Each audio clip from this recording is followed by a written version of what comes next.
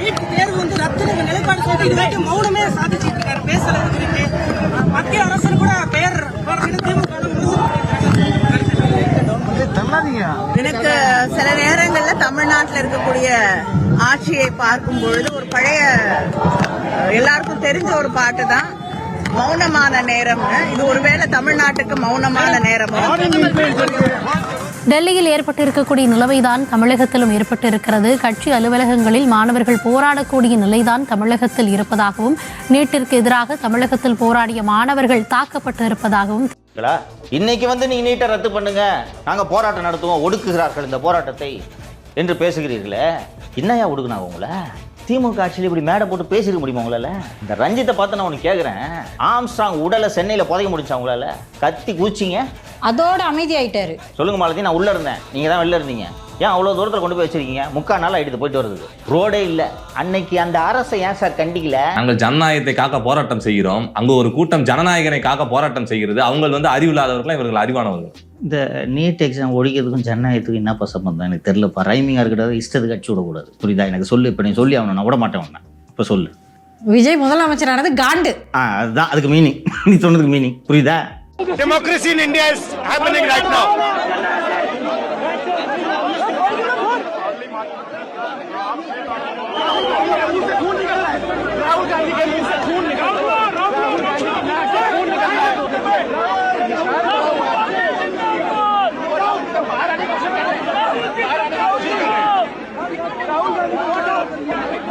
என்ன பிரச்சனை இருக்கா? அப்படித்தான் சொல்லுவாங்க. திமுகவின் அடித்தளங்களில் ஒவ்வொரு தூணாக அடித்து உடைத்து கொண்டிருக்கிறார் விஜய். இவங்க துடிக்கிறதெல்லாம் பார்த்தா அப்படித்தான் தெரியுது. இன்னும் சொல்ல போனா அந்த கருணாநிதி பேர் இல்லாமல் எல்லாத்தையும் தொடச்சு போட்டுருணும். பொறுமையா செய்வாருன்னு நினைக்கிறேன். சட்டப்பேரவையில் இந்த பேருந்துகளுக்கெல்லாம் வந்துட்டு தலைவர்கள் பேர் வைக்கக்கூடாதுன்னு சொல்லிட்டு ஒரு இது போட்டாங்க சட்டம். அந்த மாதிரி தலைவர்கள் பேர் 98.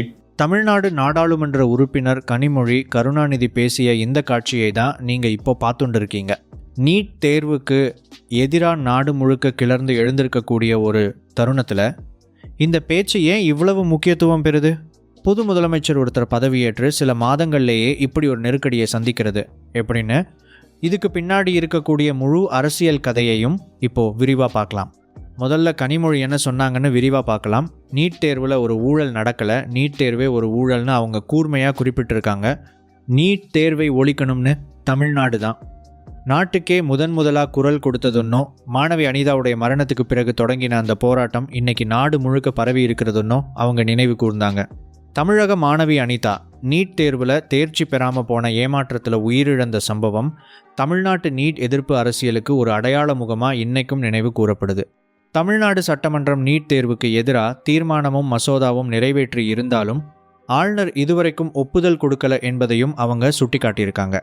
மாநில அரசு போராடுற மாணவர்களுக்கு ஆதரவாக நிற்கலை, சில இடங்களில் மாணவர்கள் மிரட்டப்பட்டிருக்காங்க, தாக்கப்பட்டிருக்காங்கன்னு அவங்க குற்றம் சாட்டியிருக்காங்க. சென்னை மெரினா கடற்கரையில் மாணவர்கள் போராடுறதுக்கு கூட எதிர்ப்பு இருக்குன்னு அவங்க குறிப்பிட்டு, யாருடன் இருந்தாலும் இல்லைன்னாலும் திமுக மாணவர்களுடன் என்றும் இருக்கும்னு உறுதி கூறியிருக்காங்க. இப்போ இருக்கக்கூடிய நீட் போராட்ட சூழலை முழுசாக புரிஞ்சுக்கலாம். நீட் தேர்வில் கேள்விதால் கசிவு ஏற்பட்டதுக்கு பிறகு ஒன்றிய கல்வி அமைச்சர் ராஜினாமா செய்யணும்னு கோரி டெல்லி ஜந்தர் மந்திரத்தில் மாணவர்கள் தொடர்ந்து போராடிட்டு இருக்காங்க. இந்த போராட்டத்தில் காவல்துறை நடவடிக்கை எடுத்ததா, பெண் மாணவிகள் மேலே கூட வன்முறை ஏவப்பட்டதா குற்றச்சாட்டுகள் வந்திருக்கு. இதை பார்த்து பயமாக இருந்ததா கனிமொழியே தன்னுடைய பேச்சில் குறிப்பிட்டிருக்காங்க. தமிழ்நாட்டை பொறுத்த வரைக்கும் மாணவர்கள் கட்சி அலுவலகங்களில் தங்களுடைய போராட்டத்தை தொடரணும்னு ஒரு சூழல் ஏற்பட்டிருக்கு. இது ஏன் இப்படி இருக்குன்னு பலருக்கும் புரியாத கேள்வியாக இருக்குது. நீட் தேர்வை எதிர்த்து சென்னை செக்ரட்டேரியட் அருகில் போராட முயற்சி செஞ்ச தமிழக ராப்பர் அறிவு காவல்துறையால் கைது செய்யப்பட்டு விசாரணைக்கு அழைச்சிட்டு போகப்பட்டப்போ முழு இந்தியாவுமே எரிஞ்சுண்டு இருக்கும்போது முதலமைச்சர் ஏன் மௌனமாக இருக்காருன்னு அவர் கேள்வி எழுப்பியிருந்தார். அதுக்கு பிறகு தான் அவரை தவேக அமைச்சர் ஆதவ் அர்ஜுனா அழைச்சிட்டு போய் முதலமைச்சரை சந்திக்க வச்சார். இப்போ இந்த விவகாரத்துக்கு பின்னாடி இருக்கக்கூடிய தமிழக வெற்றி கழகம் அரசியல் பின்னணியை விரிவாக புரிஞ்சுக்கலாம். சுமார் 59 வருடங்களாக தமிழ்நாட்டு ஆட்சி திமுகவுக்கும் அதிமுகவுக்கும் நடுவிலேயே மாறி மாறி இருந்துட்டு வந்திருக்கு. இந்த 2 திராவிட கட்சிகள் தான் தமிழக அரசியலை நீண்ட காலமாக தீர்மானிச்சுட்டு வந்திருக்கு. மூன்றாவது சக்தியாக யார் வந்தாலும் இந்த இரு கட்சிகளையும் தாண்ட முடியாத ஒரு நிலைமை தான் தொடர்ந்து இருந்திருக்கு. இந்த சூழலில் தான் நடிகர் விஜயை அரசியலுக்குள்ளே நுழைஞ்சார். 2024 தமிழக வெற்றி கழகம்னு கட்சியை தொடங்கி நடிப்புலேருந்து முழுசா விலகி அரசியலுக்கு தன்னை அர்ப்பணிச்சார். பிஜேபியை கருத்தியல் ரீதியிலான எதிரின்னு அறிவிச்சு அந்த கட்சியோட எந்த கூட்டணியும் வச்சுக்க மாட்டேன்னு உறுதியாக சொன்னார். திமுக அதிமுக ரெண்டோட கூட்டணியும் வேண்டாம்னு தன் சொந்த பலத்தில் ஆட்சியை பிடிக்கணும்னு இலக்கு வச்சிருந்தார். தேர்தல் பிரச்சாரத்தில் முதலமைச்சர் ஸ்டாலினையும் அவருடைய அரசாங்கத்தையும் நேரடியாக குறிவச்சு தாக்கி வெப்பாசிச ஆட்சின்னு விமர்சித்து திமுக தவேக நேரடி மோதல்னு தேர்தலை மாற்றினார். நீட் தேர்வை ஒழிக்கணும்னோ கல்வித்துறையை மாநிலங்களுக்கே கொடுக்கணும்னோ அவர் பிரச்சாரத்தில் திரும்ப பேசினார். 2026 தேர்தல் முடிவுகள் தமிழக அரசியல் வரலாற்றையே மாற்றிவிட்டுச்சு. தவேக 108 தொகுதிகளில் வெற்றி பெற்று ஒற்றை பெரிய கட்சியாக உருவெடுத்தது. திமுக 59 இடங்கள்லேயும் அதிமுக 47 இடங்கள்லேயும் நிறுத்தப்பட்டுச்சு. முதல் முயற்சியிலேயே 2 திராவிட கட்சிகளையும் மிஞ்சி விஜய ஆட்சி அமைச்சார். திரையரங்குகளில் பல தசாப்தங்களாக ரசிகர் பட்டாளத்தை வச்சிருந்த ஒரு நடிகர் அரசியலுக்கு வந்து முதல் தேர்தலிலேயே முதலமைச்சர் நாற்காலி வரைக்கும் போயிருக்கிறது தமிழக அரசியல் வரலாற்றில் ஒரு அபூர்வமான சம்பவம். இதனால தான் அவர் திமுகவுக்கு முக்கிய சவாலாக இப்போ பார்க்கப்படுறாரு. இப்போது கனிமொழியோட கருத்து ஏன் இவ்வளவு அரசியல் முக்கியத்துவம் பெறுதுன்னு விரிவாக பார்க்கலாம். நீட் எதிர்ப்பு என்பது கடந்த 9 வருடங்களாக திமுகவோட அடையாளமாக இருந்திருக்கு. ஆட்சியை இழந்த பிறகு எதிர்க்கட்சி இடத்துல இருக்கக்கூடிய திமுக தன்னோட பலமான ஆயுதமான நீட் பிரச்சனையை வச்சு தான் புதிய முதலமைச்சரை நெருக்கடிக்குள்ளாக்க முயற்சிக்குது. தேர்தல் பிரச்சாரத்தில் நீட் தேர்வை கடுமையாக எதிர்த்து பேசிய விஜய் முதலமைச்சரான பிறகு டெல்லி போராட்டம் விஷயத்தில் மௌனமாக இருக்கிற முரண்பாட்டை தான் கனிமொழியோட பேச்சு நேரடியாக சுட்டி காட்டுது. வாக்குறுதியும் நடைமுறையும் நடுவில் இருக்கிற இடைவெளியை காட்டி கொடுக்கறது தான் இந்த பேச்சிலேயே மறைஞ்சிருக்கிற அரசியல் உத்தி. இதில் எது உண்மை, எது கூற்று, எது அரசியல் குற்றச்சாட்டுன்னு தெளிவாக பிரித்து பார்க்கலாம்.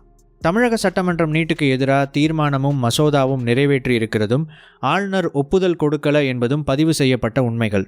டெல்லியில் மாணவர்கள் போராடிட்டு இருக்கிறதும் நீட் கேள்விதால் கசிவு விவகாரம் இருக்கிறதும் தவேக ஆட்சியில் முதலமைச்சர் இதுவரைக்கும் அதிகாரப்பூர்வ அறிக்கை எதுவும் விடல் என்பதும் உண்மைகள்.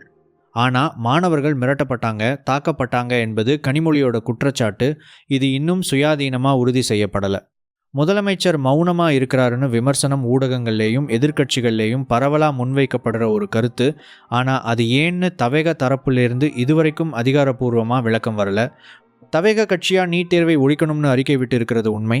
ஆனால் அது முதலமைச்சர் நேரடியாக பேசினதுக்கு சமமாக இல்லை என்பதும் கவனிக்க வேண்டிய வித்தியாசம். மொத்தத்தில் ஒரு காலத்தில் திரையரங்குகளில் ஆரவாரம் பெற்ற விஜய இப்போது சட்டமன்றத்தில் அமைச்சரவை பொறுப்புகளை நிர்வகிக்கிற முதலமைச்சராக மாறியிருக்காரு. தேர்தல் பிரச்சார மேடையிலிருந்து ஆட்சி நாற்காலிக்கு வந்த பிறகு வாக்குறுதிகளை நடைமுறைப்படுத்துறதுல எதிர்கொள்ளுற முதல் பெரிய சோதனையாக நீட் பிரச்சனை மாறியிருக்கு. இந்த மௌனம் தொடருமா, இல்லை முதலமைச்சர் நேரடியாக குரல் கொடுப்பாருன்னு அடுத்த சில நாளில் தெரிஞ்சிடும்.